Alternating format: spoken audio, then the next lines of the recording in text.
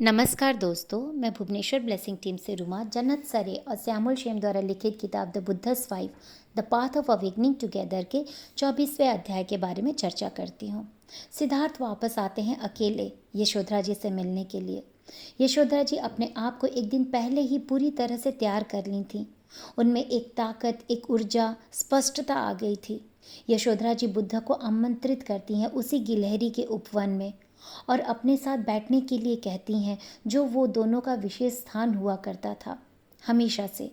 वे दोनों वहाँ जाके बैठते हैं जहाँ सारी गद्दियाँ लगी हुई थी। बहुत सुंदर लग रहा था वो उपवन। बुद्ध यशोधरा जी से कुछ दूरी पे जाके बैठते हैं। वे दोनों अकेले शांति में बैठे हुए थे। वे दोनों उस जगह की नई ऊर्जा को महसूस कर रहे थे जो पवित्र हुआ था उनके प्यार से, उन दोनों के युवापन से, शादी और राहुल के जन्म से। यशोधरा जी की आंखें बस सिद्धार्थ के ऊपर ही टिकी हुई थी और बुद्ध अपने आंखों को बंद करके ध्यान में बैठे हुए थे।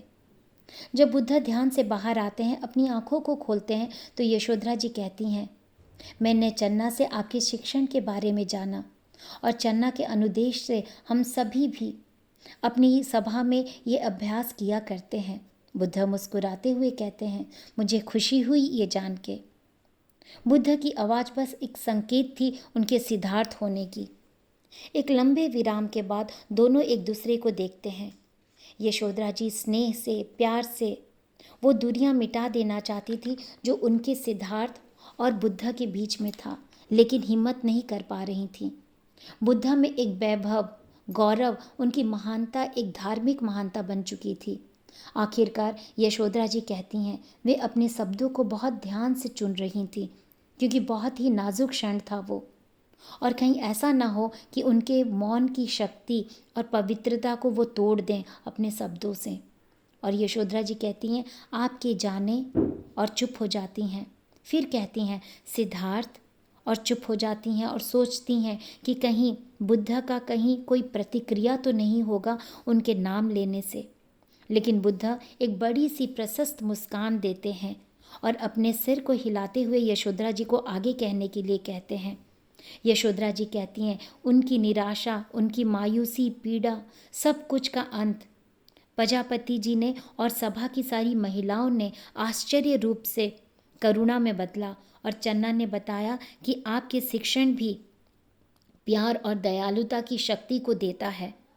ये सीख मैंने अपने जीवन को बचाया, सीख के ये जीवन बचाया मेरे, हमारे बच्चे का। तब से यानी इस 7 वर्षों से ये हमारी साझा यात्रा चल रही है। हम मिल के साथ साथ चल रहे हैं। इसे हम कहेंगे सही संबंध का मार्ग। फिर यशोधरा जी पूछती हैं, क्या मैं आपको कुछ और बताऊं? ये सुन के बुद्ध की आंखें चमक उठती हैं और कहते हैं, बताइए और क्या मिला आपको? और जैसे ही यशोधरा जी कहती हैं, उन्हें मिला उनका धार्मिक अभ्यास, उनके सभा का, और उनकी यात्रा में उनका संबंध राजा के साथ, चन्ना और बाकी सभी सेवक के साथ, चाहे वो महिलाएं थीं या पुरुष। वे सब खुद से संशोधन किया। सिद्धार्थ के जाने के बाद उनके शक और संदेह किया, उस पे उन्होंने अब क्षमा मांगा, और कैसे उनकी पीड़ा ने प्रज्वलित किया सबको जो सिद्धार्थ के साथ जुड़े हुए थे, उन्हें प्यार करते थे, पूरे महल में, समुदाय में।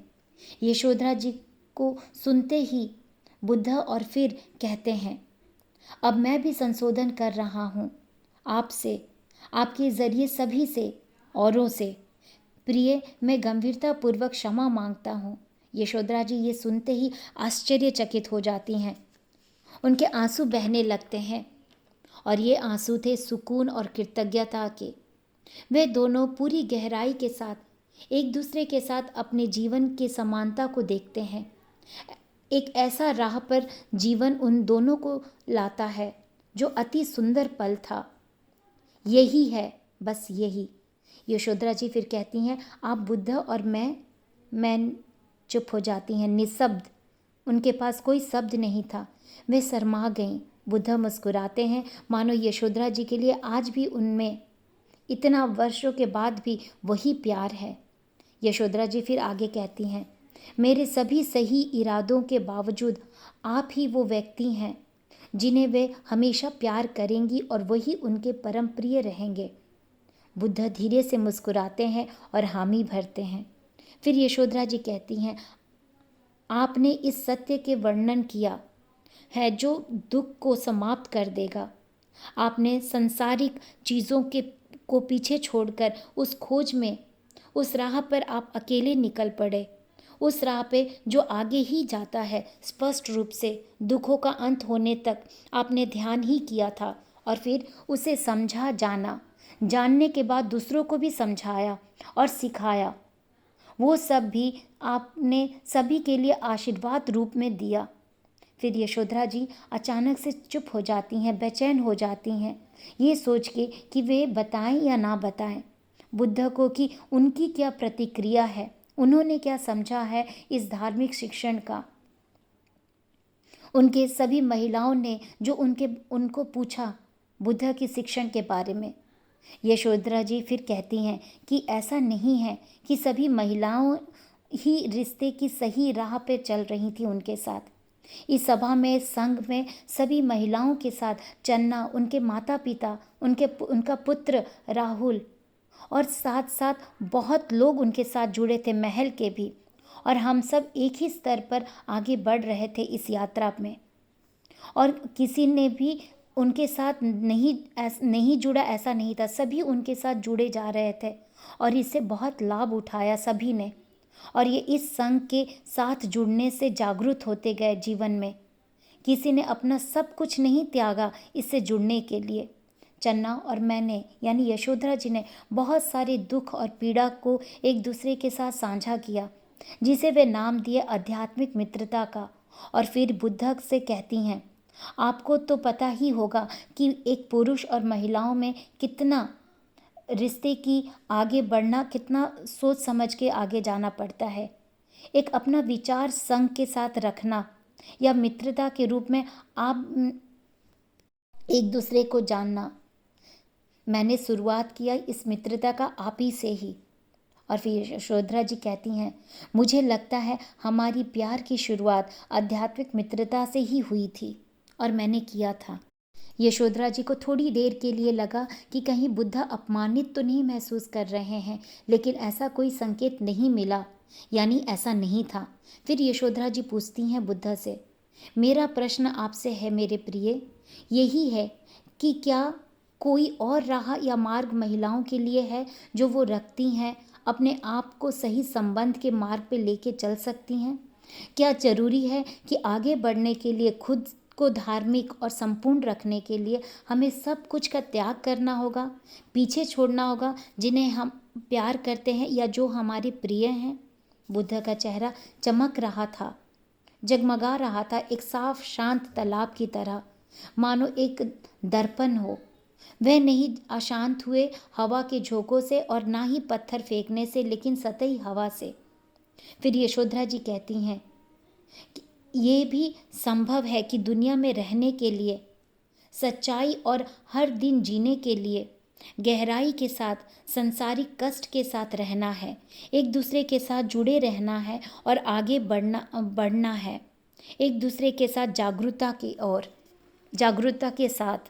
यशोधरा जी कहती हैं, हम सभी महिलाएं जो मार्ग पे चल रही हैं, एक साथ मिलके और हमेशा से चलती आ रही हैं उसे, लेकिन अभी भी प्रबोध नहीं हुई या प्रकाशित नहीं हुई हैं एक पवित्र मार्ग के रूप में। क्या ऐसा नहीं हो सकता? और चुप हो जाती हैं। फिर कहती हैं, क्या एक वास्तविक मार्ग एक साथ, सबके साथ मिलके, एक दूसरे के साथ हाथ पकड़ के आगे नहीं बढ़ सकते हैं, हर परिवार को लेके, समुदाय को लेके या एक दूसरे के साथ जुड़ते हुए हर पीड़ा से मुक्ति के लिए आगे बढ़ सकती हैं? यशोदा जी एक गहरी सांस लेती हैं और धीरे से अपनी सांसों को छोड़ती हैं। ये ध्यान का मार्ग, ये गुप्त मार्ग क्यों छिपा हुआ है इस महान दुनिया की आंखों से? क्या ये ध्यान का मार्ग संसारिक जीवन में सबके साथ, दूसरों के साथ एक साथ मिलके एक सच्चा पवित्र मार्ग और पवित्र जीवन नहीं हो सकता है, जितना कि मठवासियों ने बनाया है इसे? मठवासियों के लिए जो है ये सारी बातें बुद्ध चुपचाप सुन रहे थे, शांत होके, बिल्कुल शांत बैठे रहे। यशोधरा जी इंतज़ार कर रही थी कि बुद्ध कुछ बोले और फिर बुद्ध कहते हैं, यशोधरा जी, आपकी यात्रा, आपके सफ़र बहुत ही गहरा है, काफ़ी गहरा है और मजबूत है। आप और आपके सभी जो साथ मिल के चल रहे हैं, जो कुछ कर रहे हैं एक दूसरे के लिए, सभी प्राणियों के लिए, बहुत अच्छा है। मैं अपना शिक्षण आपको देना चाहता हूँ। मेरा शिक्षण में बहुत ही सहज चीज़ है। 3 मार्ग या 3 रत्न है और आश्चर्य है उनके मार्ग में 3 रत्न, बुद्ध, धर्मा, संघ। बुद्ध यानी जागरूक होना, पूरी तरह से प्रबोध होना। धर्म, बुद्ध द्वारा प्रतिबद्धित शिक्षाएं और सिद्धांत जो सबको सुनना है, जानना है। संघ यानी बुद्ध के द्वारा दी गई शिक्षण और आदेश को मठवासी या समुदाय अच्छी तरह से अभ्यास करना। ये एक मार्ग है जिसे उनके द्वारा दिया गया है और ये भी सीखते हैं। फिर चुप हो जाते हैं बुद्ध और फिर कहते हैं कि आध्यात्मिक मित्रता ही संपूर्ण पवित्र जीवन है। यशोधरा जी को एहसास होता है कि बुद्ध उन्हें याद दिला रहे थे कि वे उनके लिए हमेशा से एक आध्यात्मिक मित्र ही रही हैं और थीं। फिर दोनों मुस्कुराते हैं। यशोधरा जी आगे कहती हैं, प्रिय, बोधि वृक्ष के नीचे दो या अधिक से एक साथ बैठकर क्या कोई लाभ हो सकता है? कौन शिक्षा और अभ्यास बताएगा? क्या ये मार्ग एक साथ बुनना जा सकता है? एक साथ मिलके हम ये ध्यान को आगे ले जा सकते हैं? बुद्ध बहुत समय तक चुप हो जाते हैं, शांत रहते हैं। यशोधरा जी ने उनके विचार की गहराई को महसूस कर लिया। वे अपने दिल की सबसे कोमल जगह से पूछती हैं कि क्या हम अब एक साथ आगे बढ़ सकते हैं? ये एक ऐसा क्षण था जैसे कि जीवन और मृत्यु के बीच का एक आवेश था। फिर आखिर में बुद्ध कहते हैं, हम देखेंगे क्या करना है और क्या किया जा सकता है। ये तो एक प्रक्रिया है जानने का, समझने का। यशोधरा जी जो वह वहाँ रहती हैं, अपने पूरे मन और इच्छा के साथ उनके शिक्षण पर चलती हैं और समझती हैं। वे दोनों, यशोधरा जी और बुद्ध, एक दूसरे के आँखों में देखते हैं। फिर बुद्ध अपने आँखों को बंद कर लेते हैं, ध्यान में चले जाते हैं। यशोधरा जी बुद्ध को बहुत शांत रूप में देखती हैं बैठे हुए और अपने प्रिय के रूप को अपने दिल में बसा लेती हैं और फिर वे भी अपने आँखों को बंद करके ध्यान में चली जाती हैं। फिर यशोधरा जी अपना जो कहानी सुना रही थी मठ में, सभी को जो कह रही थी, प्रजापति जी के पास बैठ के, प्रजापति जी जो मृत्यु शैया के पास बैठी हुई थी, लेटी हुई थी। यशोधरा जी चुप हो जाती हैं, शांत होकर आंखों से आंसू बहे जा रहे थे उनके गालों को छूते हुए आंसू बहे जा रहे थे। फिर यशोधरा जी कहती हैं, उस खाली स्थान में यशोधरा जी और बुद्ध शांत रूप में काफ़ी लंबे समय तक एक साथ बैठे रहे। वो सन्नाटा सभी बातों से परिपूर्ण था। इस सांसारिक जीवन की समानता की अपार शक्ति से लेकर वो देखभाल की गहराई और कृतज्ञता का सब कुछ प्रमाण देख रहा था। फिर वे प्रजापति जी पे एक नज़र डालती हैं और कहती हैं, जब वे आंखों को खोलीं तो वहाँ से बुद्ध जा चुके थे और चुप हो जाती हैं और सिर को हिलाती हैं। फिर कहती हैं, जानने से पहले कोई जानकारी भी नहीं दिया उन्होंने। उनकी उपस्थिति में उस घेरे में यशोधरा जी ने एक कालातीत अवस्था में प्रवेश कर ली थी, शायद 1 मिनट तक या 1 घंटे तक। तभी राहुल की आवाज़ आती है पुकार की और यशोधरा जी कहती हैं, मैं यहीं हूँ, और वे इंतज़ार करती हैं राहुल उनके पास आए।